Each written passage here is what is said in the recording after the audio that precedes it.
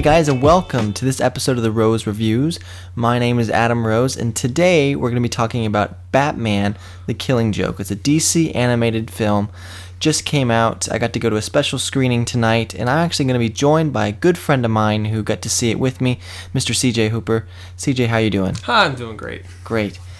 And today we're going to be talking about Batman: Killing Joke. We just got out of it. We haven't even really got to talk about it much together, so we're going to share our thoughts right now. So we're going to start with just giving our overall thoughts on the film. So CJ, since you're the guest, I'll let you go first.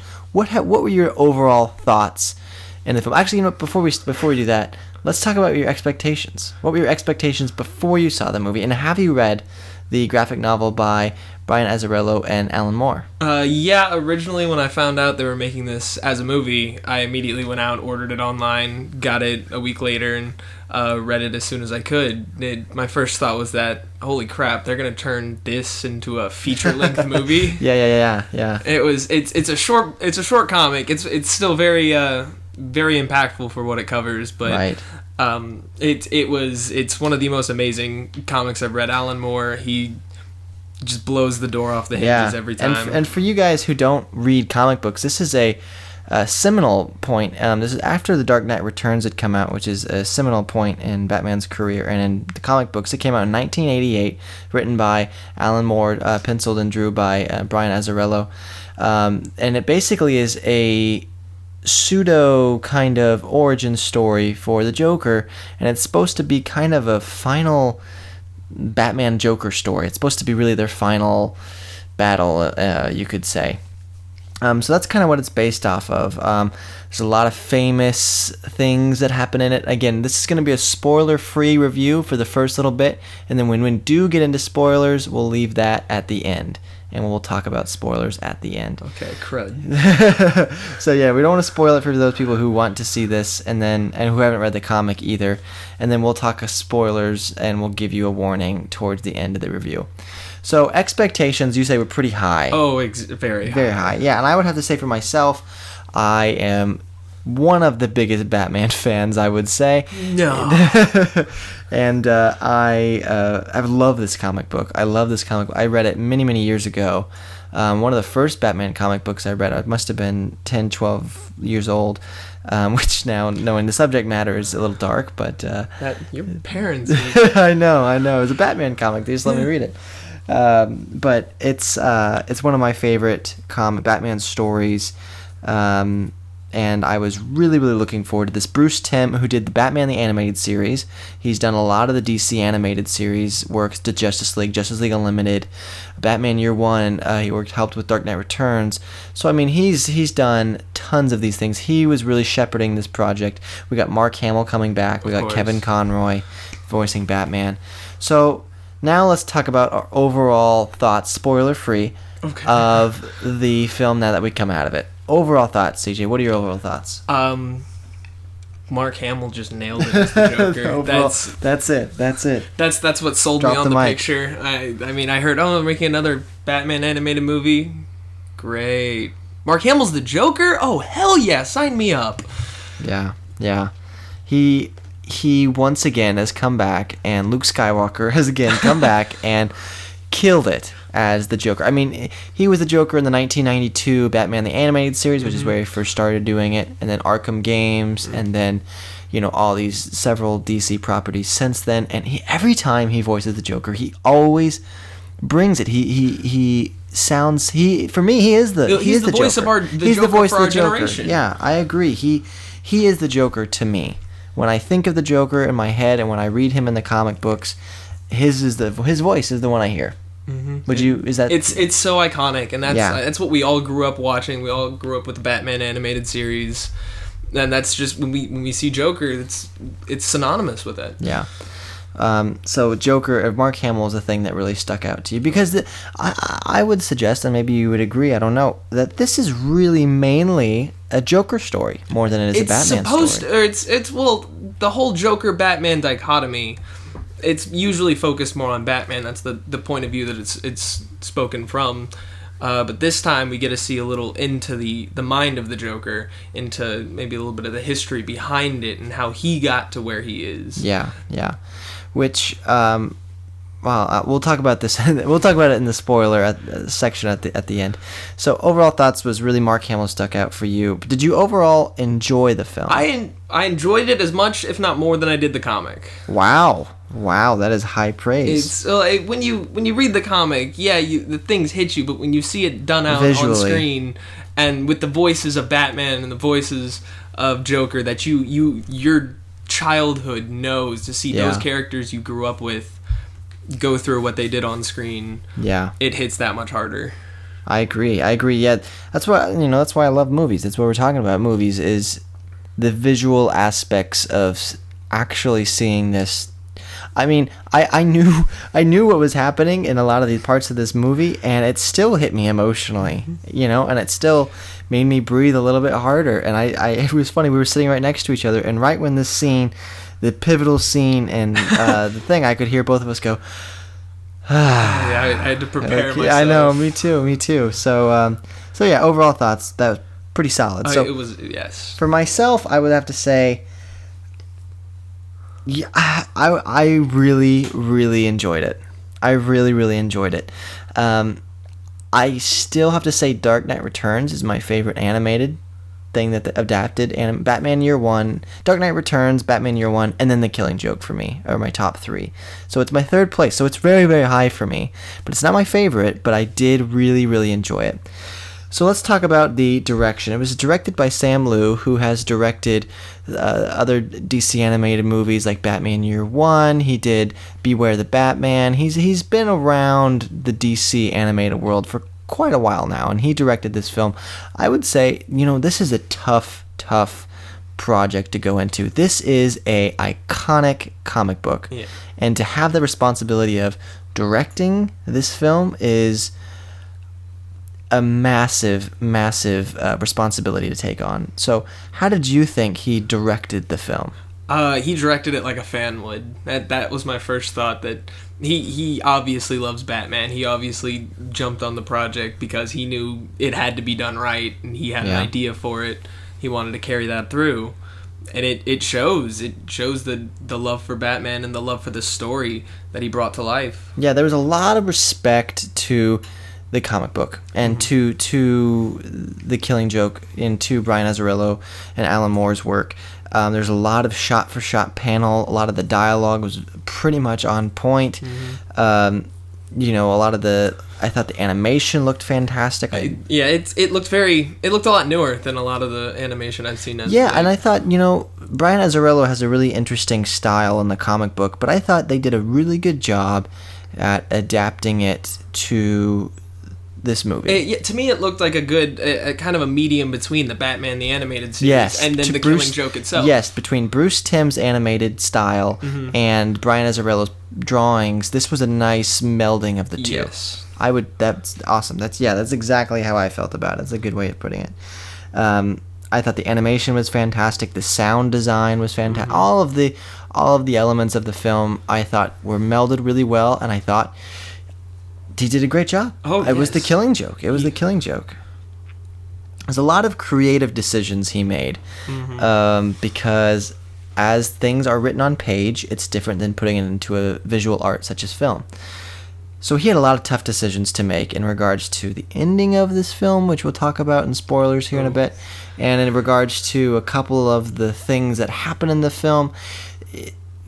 Some creative decisions had to be made, and I thought the way they went about it, for the most part, I really enjoyed. Would you agree with some of the decisions that they made? Yeah, I knew going into it that he was going to have to tweak a few things if he wanted to do it in a movie, but for the most part, I all those parts I knew. I was waiting right before. How's he going to do it? How's he going to do it? How's he going to do it? Oh, yeah. I like that. Yeah. Yeah, it makes sense. It worked. Yeah, right. It didn't distract from anything else. It didn't. The transition was very easy. It didn't halt the viewing in any way. Right. So let's talk about the writing here, and this is a tough one because I would say about 2/3 of this movie is pretty much the comic book, The Killing Joke. I mean, the dialogue, the frames, it's the comic book. Yeah. I mean, it really is. Now, what we will talk about in regards to writing, because we both agree that the comic book The Killing Joke, which is what 2/3 of this movie is the writing is amazing, and yes. the story is amazing. So we're not even going to talk about that. We all agree upon that, and this is pretty much that. There's no question. What they did do is the first, I would say, 30 minutes. 30 to 40. It was a good chunk. It was longer than I thought it was going to be, is brand new material, because I don't know if you guys know, but The Killing Joke itself is actually a very short story. It's about 40 pages. It's pretty short. So to make 40 pages of a comic book into a 1 hour and 18-minute animated film, I mean, you can't do that. You just can't. So they had to add some material, and what they added was a lot of Barbara Gordon stuff, a lot of Batgirl stuff. And I thought what they did with that and what they added, I personally absolutely loved. That was probably, honestly, one of my favorite things about it. Now, I could see some people not agreeing with me, which is fine, but I thought the actual writing that they added to the film was probably some of my favorite things. It felt like I was watching an adult version of the Batman the Animated Series. Yep, that's what it felt like. Exactly what it felt like. Yeah, what did you think about what they added? It opened in with Batgirl, and she's got the same costume as she always has. They didn't change anything up at all. She's voiced by Tara Strong, who Who I'm so used to her voice by now. It's just comforting. And it really did feel like I was just watching back as a kid on WB33. Batman Animated Series comes on. Yes, Batman! And it was a lot more of an adult covering, and there was a lot of difference. The only things I will fault it for is when the transition from the Barbara Gordon section into the Killing Joke, there's a big shift, and it's very, or to me at least, it was very noticeable, and it's going to be a bit of a tone shift because you're going from a section of the movie that doesn't even have the Joker in it to some of the heaviest material in comic history, and there's going to be a tone shift. Just to me, it seemed a little jarring. A little jarring to go from such lighthearted. I could see that, and I think I don't think I experienced that simply because I was preparing myself the whole time, because I knew what was coming and I was ready for it. But I could see, anyone else that one isn't super familiar with the comic or hasn't read it would probably feel a little jarred. I would agree with that. If you didn't know what the Killing Joke was walking into that, you were in for a surprise.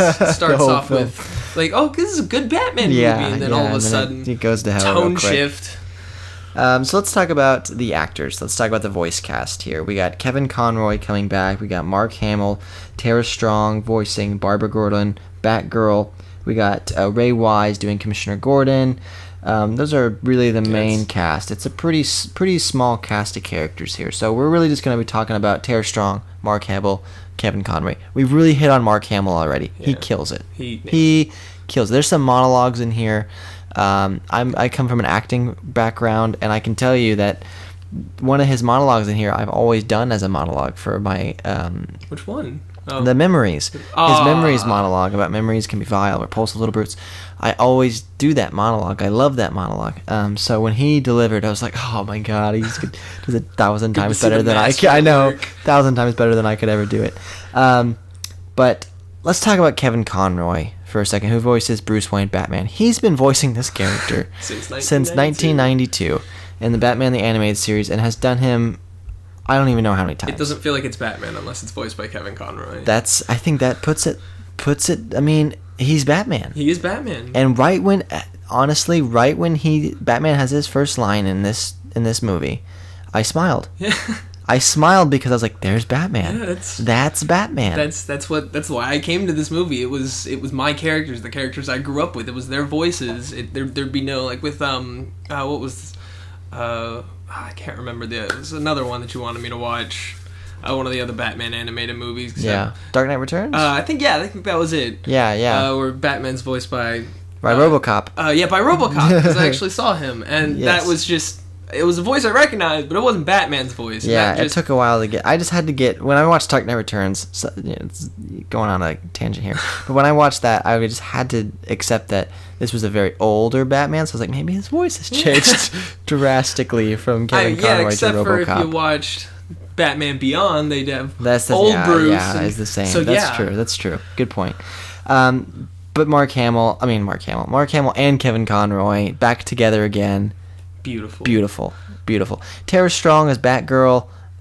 Is she usually the voice she of Batgirl? is usually the voice. Okay, I didn't. But she's also the voice of Harley Quinn as well. Oh yeah, she's the voice of everybody. I thought she nailed it. Barbara Gordon was great. I just didn't. Barbara Gordon seemed to not because of the voice acting. This was more of an issue with the writing. Tara Strong just she's a pro at this point. She's done so many different things with different characters, and getting back in the saddle of someone I guess she used to play a long time ago. It seemed like she never left. It seemed like she was very comfortable with her role. Yeah, for sure. And we'll get into a little... I know what you're talking about, problems with the character, and we'll talk about that here in a minute. So, let's go ahead and say, would we recommend this film or not? To a specific audience, yes. To what specific audience would you say? Anybody who enjoys Batman movies. Anybody over the age of 16 to 18. Yeah, this is by the way, this is rated R. This is a rated R film. And it's mild for a rated R movie. Yeah, too. it is a rated R. Could have been worse. It's not for really language or anything, but just for the subject matter and the content of the film. It's dark. It's a very dark material. Yeah. It's the way Batman was yeah. It's the best iteration of Batman at his darkest, but it's not for everyone. No. I would say if you're a fan of Batman, if you don't mind some adult material, I would highly suggest you see this. Oh yeah, I'd rate it above Batman versus Superman. Well, then there you go. Yeah, not to say that Batman's better. Batfleck was beautiful. Just it's a Batman story that's true to Batman. True. It's not open to interpretation. It's the writer's original intent for the characters, and it follows through, and it's beautiful. Yeah. So we both highly recommend if you're a Batman fan or if just a superhero fan at all, and you're mature enough to see this film to handle the subject matter, I would highly recommend that you see this. So let's go ahead and score it on a score of 0 to 5, and how we score on this podcast. 0 being a thorn, being it's painful to watch. It was the worst movie ever seen. I mean, it was painful to watch. True, different reason. 5 being a full-grown rose, one of the best movies you've ever seen. So on a score of 0 to 5, you're the guest. I'll let you go first. I don't know what your score is going to be. I want to hear it. Let's hear 0 to 5. What is it? I have so much trouble rating things, even like on scales. I can never give something a perfect 5 or a perfect 10. I understand. I can't. 4.5 though. I want to give it a 5. There's a couple of things that they could have done that I would have wanted them to do better, which would not have been a smart idea to do for this movie. Mm-hmm. But it's just something that I was sitting there wanting to see more of, and that's taken off 0.5. It's beautiful. It's amazing. Yeah, it's what Alan Moore intended it to be. Yeah, I have been sitting here thinking about how the heck I'm gonna rate this thing. Ah, man, it's tough. I'm going to have to agree with you, and I hate to do that, but I'm going to have to go 4.5. Yes. First try, and I nailed it. 4.5. 4.5 out of 5. It's not a perfect 5, and we'll get into why that is. But, I mean, it is a 4.5 out of 5 for me. Again, it's on my third favorite DC animated film, right below Dark Knight Returns, which is a 5 out of 5 for me, and Batman Year One, which would be like a 4.9 out of 5. I mean, I haven't seen a whole lot of the animated DC movies. But this bump as one of your favorites? It's just slightly above Return of the Joker, the Batman Beyond movie. Oh, that is awesome. I just, again, because of Mark Hamill coming back as the Joker, it's just, when Mark Hamill's the Joker, you're in for a treat. Yeah, happy man. So that's our scores for now. Now we're going to get into the spoiler section. Oh, thank goodness. Oh, this has been so hard. So either if you have seen the film or you just don't care to get spoiled, we're going to spoil it for you. We're going to talk about all the things that are in the film. You have 5 seconds. 3, 2, 1. All right. 4. So I did.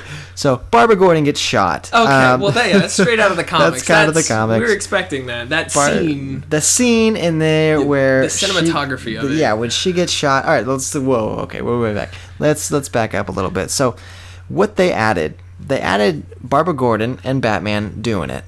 Okay, well let's jump even farther back. They add in a whole complete story arc with Barbara Gordon where there's a dealing with psychotic killer and he's got a thing for her, and she's not necessarily handling it the Batman way, the mature way. Yeah. See, and now we're getting into the problem I have. I have no problem with them having a sexual thing because that's happened in the comic book before. She's old enough. It's people are saying it's creepy. Old enough is a broad She's term. 20 something. She does not act in the movie like she's 20 True, but something. he's She 30. acts like she's 16. I mean, there's an age gap there, but it's not it's illegal. It's not. I can see it being okay, but again, this is the same characters I'd watch on TV as a kid, where Barbara's just slightly older than Robin. Right. It took some Did it rub you the wrong way? It rubbed me the wrong way a little bit. Okay, is that why it makes your score go down a little bit? No, it does. It was a very bold choice, and I understand the reason why. So you're okay with it? Yes. It was just jarring. It was jarring in a different way than I believe the Killing Joke was meant to be jarring. Okay. But that's a personal thing. They did it to endear Barbara Gordon. Right. You understand from a story perspective. Yes. And then it's really hard to write Batman stories so that you can see his emotions, because I mean, with Kevin Conroy's voicing, it's all stoic. Now that's what I loved about them having a relationship was you saw Batman handling it in the Batman way, where he ignores it. He acted, honestly, if I was a kid, I would not have picked up on the fact that he had feelings for it. Right. But that's what's great about it, though, because yes. you know, at the end, when he sees the Joker, how freaking pissed he is at the Joker. Yes. That added an extra layer. And you know it, but he never has to say it. That's what I love about it. That's what I love about Batman. Yeah, and I love that about the writing, is they didn't pander and think the audience, they didn't treat us like we were stupid. Yes, they didn't. They didn't have to spell it out for us. Feed it to us. No. They let it. They put it for what it was and let us discern it for ourselves. Exactly. So the big thing they changed, I would say, is that they have a relationship of some kind. They have, you know. They're colleagues, and then they just kind of screw on a rooftop one time. Basically. Batman goes all, I'm not going to talk about it. Avoids her for a little while. Right. Barbara tries to make him talk about his issues, as far as we know for Batman. That never goes over That's never going to happen. And it's that led to her giving up of being now Batgirl. Right. And the reason why I don't like the only problem I have with this, when it gets to the Killing Joke part, there's one tiny bit that I have a problem with.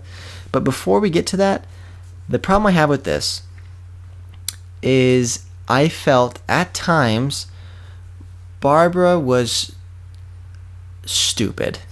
Yep. And they made her look kind of stupid. They made her look like a kid. Yeah, they made her act kind of immature. She did. Because Batman said, he goes, don't go after this guy. You're going to get emotional and you're not going to be successful. Well, actually his reasoning was that he's emotional. He's not scared of you. And that's Batman's thing. Batman uses fear. Right. He wanted him to be scared. That's one of the tools he uses when the enemy has the control, when the enemy's the one pulling the strings. Right. That's not a good fight for you. Right. And Batman knows that. He's thinking with his brain, where I don't know what she's thinking. I think, you know, and he says it, is she's just trying to prove something. And I felt that she was just a little immature. Mm-hmm. And I wanted my Batgirl to be a little bit smarter, a little bit more mature. Older, and that would have, if she was, it would have made them sleeping together a lot more palatable. It would, because it felt like she was still a kid, and I mean, Batman felt even older than he feels in the TV show, so it kind of aged the gap. To me, I mean, I think that's my only problem. The actual story itself and where it goes and where it actually ends up, and the way Barbara is at the end of the Killing Joke part and the end of the film. They used it to highlight another a section of the Killing Joke, which I actually loved that. Same here. So with the actual story they added, I thought it served the story well. Yes. I just didn't like how Barbara was acting at times. Yeah, she wised up at the end. There's a point where you can tell that she acts her age, which I assume is something older than 21, 22. Right. She's living on her own in an apartment. She should be adult, but she's not acting like anybody I know who's on their own. Yeah. So, I mean, I thought she was okay. Now, let's talk about after that. So Well, there's one more thing I want to hit on. Okay, what do you want to hit on? With that, they use that whole her immaturity, her novice at the game, because she sees it as a game where Batman does not, and they use it to highlight the Abyss.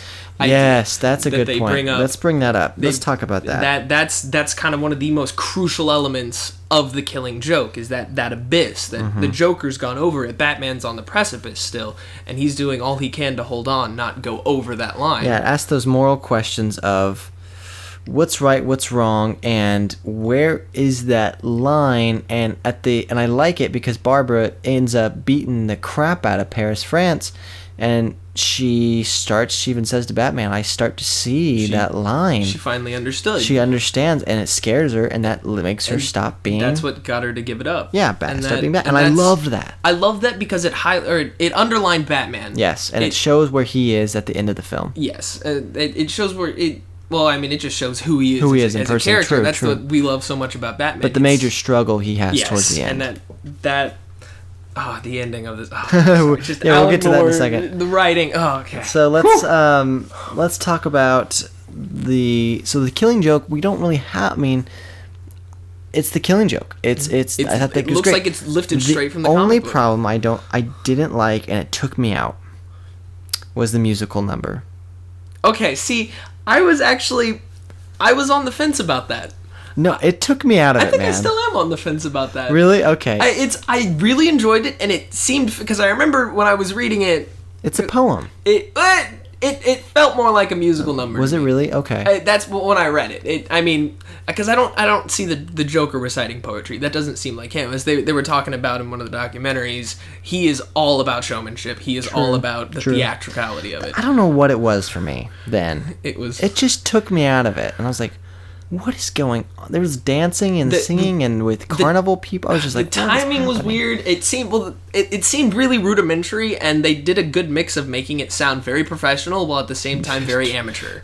Yeah, true. And I did like where it ends with him singing, and then the pictures of Barbara naked, beaten, shot, bleeding, and then Commissioner Gordon screaming Barbara, Barbara. Yes. Then with Joker singing in the background. Now that was all kinds of screwed up, and I thought that played really well. That did, yes. But it was just like 2 minutes of Joker singing before that, and I was like, what is going on? Well, everything else in the movie so far, despite being an animated movie, feels very real. Yeah. And then it was like goofy. And then all of a sudden Broadway. it gets back to the cartoon aspect of it, to the way you can only do Joker in an animated that's why series. it was jarring to me. So yeah, I honestly liked it just because liked it. Okay. the cartoon Joker, I love the cartoon character who was just so over the top, pulls a pie out of nowhere, giant hammer. Where was he hiding that?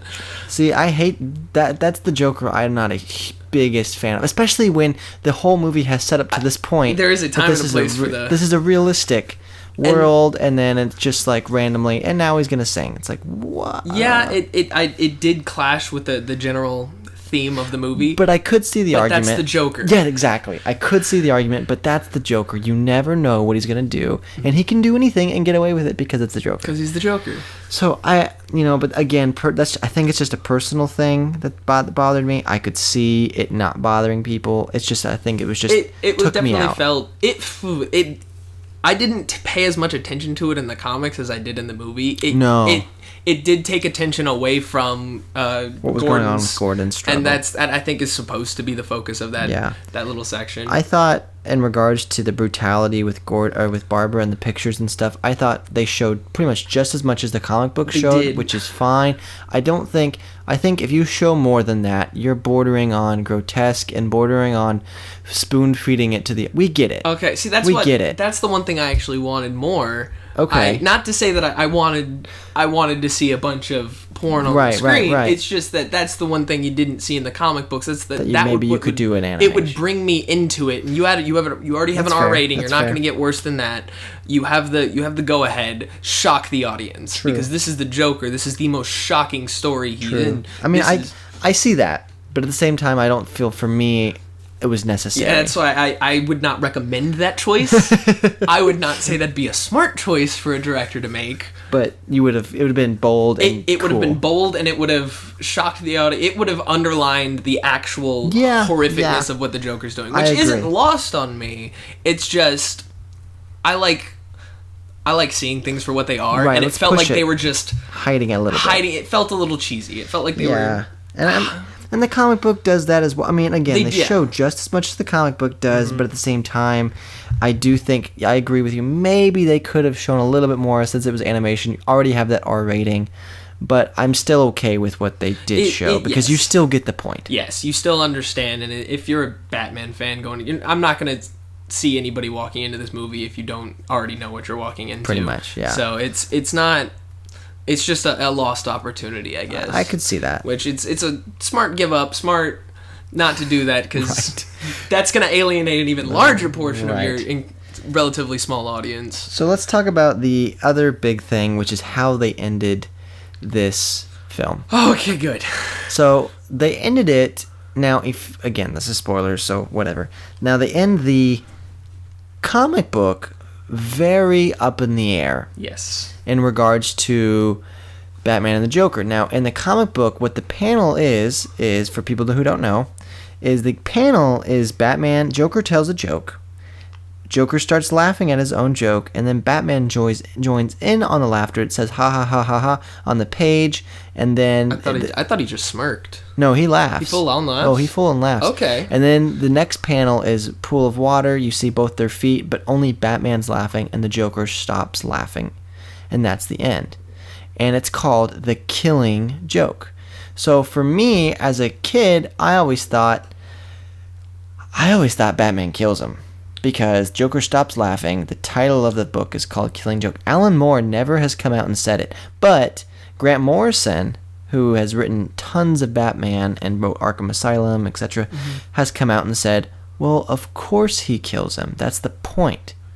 And so, but I also have seen the other side where I say, no, he doesn't kill him. He just knocks him out, or Joker stops laughing because Batman's laughing, so now he feels like there's no point anymore, so he doesn't even think anything's funny. I don't know. I've heard lots of interpretations. They all seem a little forced Yeah. compared to... I think he kills him. I don't want Batman to have killed him, but that seems to be a logical Choice.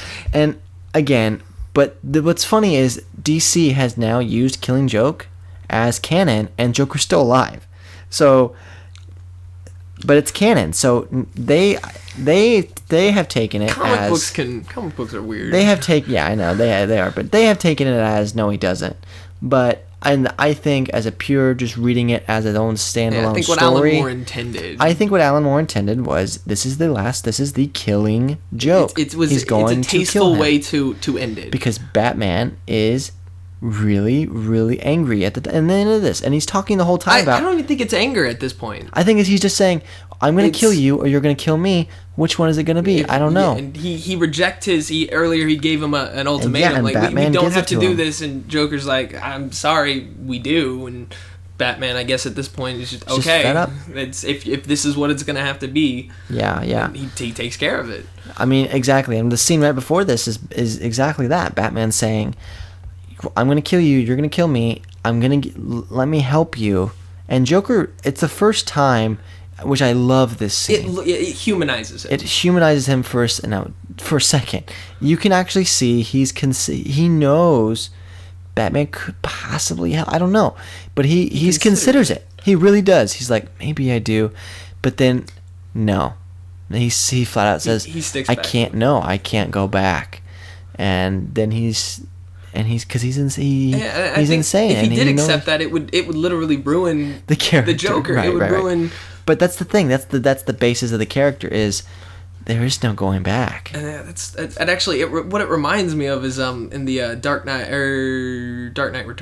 Rises, whichever of the Batman Begins. Dark Knight. Dark Knight. Okay, yeah. Yeah, Dark Knight. With Heath Ledger. There's a part where Joker's talking to the Batman. And Batman's like, I only got one rule, and Joker's like, that's the one rule you have to break to know the truth. Yeah. And this is the part where he breaks it. He kills. He breaks his one rule, and it's now how the movie does it. We've told you how the comic book does it. Okay. Now how the movie does it, and you've seen it or you don't care, is the camera pans down. And it's both of them, Kevin Conroy, Mark Hamill laughing, and Mark Hamill stops laughing. Kevin Conroy keeps laughing, and then the movie's over. Kevin Conroy just No, I don't like his laugh. Scary. It's not scary. It just doesn't Batman sound right. doesn't laugh. Yeah. And I guess that's the intent. point. I know, but it's man, it did not feel right. No, I know. I get you. I get you. But another thing that just occurred to me is that it's Batman going over that precipice. Exactly. No longer is the Joker laughing. Batman's laughing and killing. He's doing what the Joker does. Yeah. And it's not that Batman's going to become the next Joker or anything. It's just an interesting next progression in the story. Yeah. So did you like how they ended it in the film? I felt it was great to the comedy. That was the big thing I was going in there. I didn't know how they were going to do. Me neither. I don't know how they were going to handle it. It would have been so hard to do that in a movie sense. I thought they handled it perfectly. They did. And I know people around us, I could hear go, "That's it. Yeah. That's it." And I could hear people go, "Oh," because it ends. That's to be honest, that's what I felt at the end of the comic, though. Like that. No, same here. That's the But last like, page? but at the same time, it's perfect, and I thought they handled it perfect. I had no problem with it. It was just like the comic. Yes, it was exactly what the comic Yeah. did. So, I think overall, I really enjoyed this. I would highly recommend it. I think CJ really enjoyed it. Go see it. Yeah, go see. If you can see it in a theater, see it in a theater. Please. If not, The dark room just highlights everything. Yeah, and the big screen and the awesome sound design, everything. If not, rent it, watch it, and until next time. Please do. Oh yeah, thank you by the way. Oh, Thank no you for problem. joining me. Yeah, thank you for joining me. Hopefully we'll have you again on soon. Yeah. And until next time, guys, I'll see ya at the movies. Bye bye.